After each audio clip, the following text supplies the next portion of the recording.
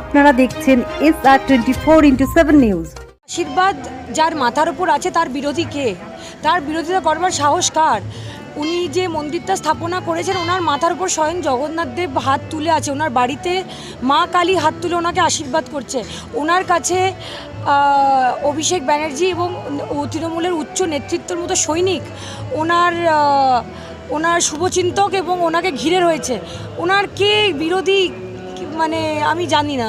আমি বিধাননগরের সকল লোককে বলবো আপনাদের রথের অনেক অনেক শুভেচ্ছা। যখন মনে হবে যে আপনার মাথার উপর আকাশটা ভেঙে পড়ছে তখন জানবেন যে সেই আকাশটা যেন জগন্নাথের কাঁধে পড়ে এবং উনি যেন আপনাদের রক্ষা করেন। ভালো থাকবেন সবাই। মমতা ব্যানার্জি দীঘায় যে মন্দিরটা তৈরি করেছে পশ্চিমবঙ্গের মানুষের কাছে একটা বার্তা দিতে চেয়েছিল। বিরোধীরা যেভাবে অপপ্রচার করছে, যেভাবে তারা কুৎসা রটনা করছে, যে মমতা ব্যানার্জি একপেশি মুসলিমদের তোষণ করে চলেছে। উনি ঈদের নমাজে যাচ্ছে কিন্তু হিন্দুদের জন্য কিছু দেখছে না। কিছু রাজনৈতিক দল যারা হিন্দু ধর্ম নিয়ে ছেলে খেলা খেলছে, বিজনেস করছে, তাদের মুখ্য জবাব দেওয়ার জন্যই দীঘাতে মন্দির তৈরি করেছে। সমুদ্র উপভোগ করতাম, আজকে তার সাথে সাথে দীঘার মন্দিরে পুরী আদলে যে মন্দির তৈরি হয়েছে জগন্নাথ দেবকে দর্শন করছে। পশ্চিমবঙ্গের মানুষের কাছে মমতা ব্যানার্জি এটাই বার্তা দিয়েছে যে আমি সমন্বয় ধর্মের একসাথে চলার লোক।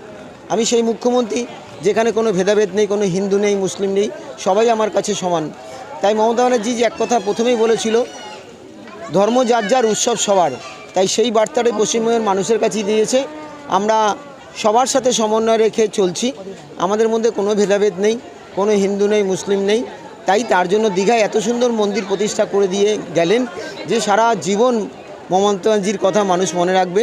যে হিন্দু ধর্ম একটা বড় ধর্ম, মুসলিম ধর্ম একটা বড় ধর্ম, কিন্তু এই ভেদাভেদ করে পশ্চিমবঙ্গের রাজনীতি চলবে না। মমতা ব্যানার্জি আজকে আছে কালকে থাকবে না, কিন্তু দীঘার মন্দিরটা থাকবে, মানুষের মধ্যে বিরাজ করবে জগন্নাথ দেব।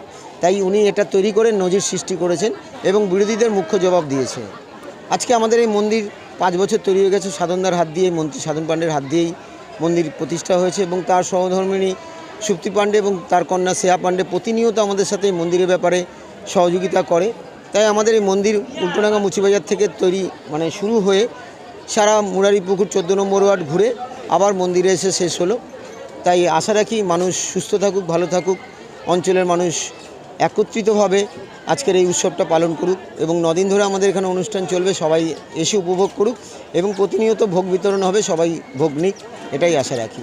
আমি প্রতাপ দেবনাথ, উত্তর কলকাতা জৈন বাণীর সহসভাপতি এবং এই মন্দির তৈরির সাথে ওতপ্রোতভাবে যুক্ত এবং তৃণমূল মিডিয়া ফোর্সের উত্তর কলকাতার সভাপতি আমি।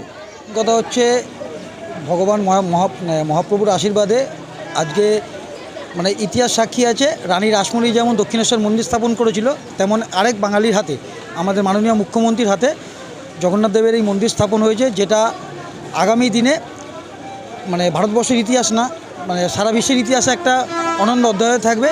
আর রইল হচ্ছে প্রতাপের রথ, আমাদের এই মন্দিরের যে রথযাত্রা বিগত 5 বছর ধরে মহাপ্রভুর আশীর্বাদে আমাদের রথ সফলভাবে এই অনুষ্ঠানটা আমাদের 9 দিন ধরে পালন হচ্ছে। এবছরও তাই ব্যতিক্রম নেই, এবছরও তাই হচ্ছে। অ্যাকচুয়ালি মন্দিরের প্রতিষ্ঠাতার নাম হচ্ছে প্রতাপ দেবনাথ, সেই কারণে আমরা এই রথটাকে প্রতাপের রথ নামেই চালাই। এই মন্দির থেকে শুরু হয়ে পুরো 14 নম্বর ওয়ার্ড পরিক্রমা করে, আমাদের যে ওয়ার্ডটা 14 নম্বর ওয়ার্ড, পুরো ওয়ার্ডটা পরিক্রমা করে আবার মন্দিরে এসেই থামলো। প্রধান অতিথি হিসেবে উপস্থিত ছিলেন আজকে রাজ্য তৃণমূল যুব কংগ্রেসের অন্যতম সম্পাদিকা আমাদের নেত্রী মাননীয় শ্রেয়া পাণ্ডে মহাশয়া। উপস্থিত ছিলেন পশ্চিমবঙ্গ রাজ্য তৃণমূলের রাজ্যর মুখপাত্র রিজু দত্ত মহাশয়। এছাড়া উপস্থিত ছিলেন বিশিষ্ট সমাজসেবী কল্যাণ শুক্লা, উপস্থিত ছিলেন আমাদের পৌরপিতা অমল চক্রবর্তী মহাশয়, উপস্থিত ছিলেন উত্তর কলকাতা তৃণমূল আইএনটিটিউসির সভাপতি প্লাস মেয়র পরিষদ স্বপন সমাদ্দার মহাশয়, আর আমাদের উত্তর কলকাতা তৃণমূল যুব কংগ্রেসের সভাপতি শান্তিরঞ্জন কুণ্ডু। প্রতাপ কাকুই মেন, প্রতাপ কাকুর সাথে আমাদের বিপ্লব বলে ভাই আছে, বিপ্লবী হচ্ছে মেন উদ্যোক্তা বা হাতে ধরে সব কিছু করা। তো স্পেশাল ক্রেডিটটা বিপ্লবকেই দেওয়া উচিত। ভগবান মহাপ্রভু জগন্নাথের আশীর্বাদে সবাই ভালো থাক, সুস্থ থাক, এই প্রার্থনা কামনাই করি। এক্স্যাক্ট হিসাব তো বলা সম্ভব না, কিন্তু 14 নম্বর ওয়ার্ড এবং 14 নম্বর ওয়ার্ডের বাইরে থেকেও অনেক লোক নিজের থেকেই অটোমেটিক চলে এসেছেন। এটা মহাপ্রভুর আশীর্বাদ। আমাদের এখানে যা লোক ছিল নিয়ার অ্যাবাউট 700 থেকে 800 তো হবেই। আগামী 9 দিন চলবে।